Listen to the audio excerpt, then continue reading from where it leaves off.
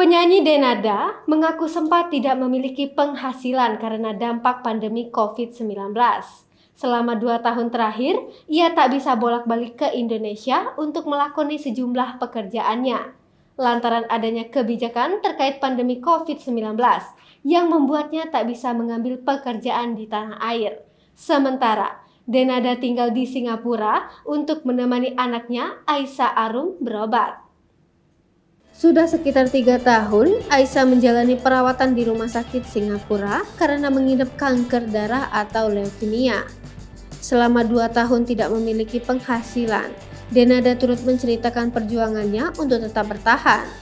Hal itu ia ungkap dalam kanal YouTube Maya Al-Eldu TV tayang pada Sabtu 1 Januari 2022. 2 tahun ini berat banget, ungkap Denada. Untuk tetap bisa bertahan hidup, Denada harus rela menjual beberapa aset yang ia punya, termasuk perhiasan, rumah, hingga mobil pribadinya yang ada di Indonesia. Terpaksa harus jual-jual semua yang ada, rumah yang di Bintaro juga lagi diiklankan untuk dijual, mobil, pungkas Denada. Jadi semua apapun yang bisa aku jual, tas branded kah, perhiasan kah yang kebetulan memang posisinya lagi ada di Indonesia. Meskipun begitu, Denada tetap merasa hidupnya selalu dipermudah.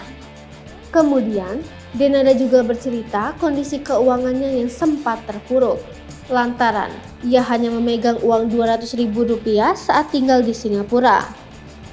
Padahal kala itu, ia harus mencukupi kebutuhan sehari-hari hingga membayar perawatan rumah sakit untuk dirinya.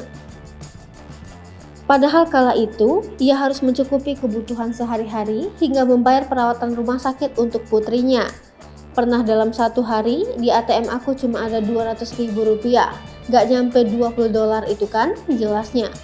Sementara $20 di Singapura buat apa sih? Sementara Aisyah harus treatment, harus ada pengeluaran, pungkas Denada.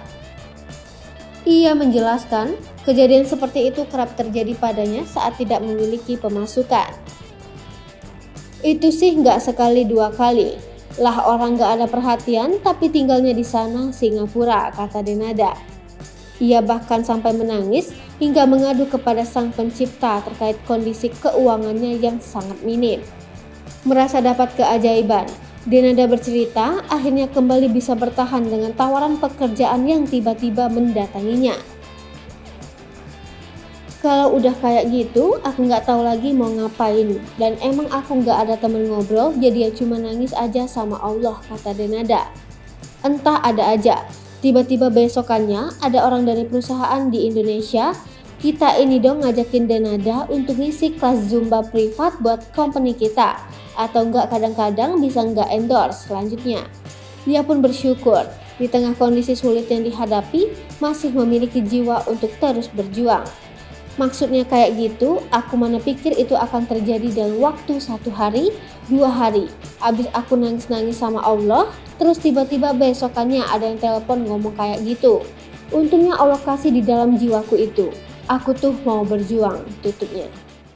Hai pemirsa Sri Popo TV, jangan lupa komen, like, dan subscribe, serta tonton terus berita-berita terupdate lainnya ya.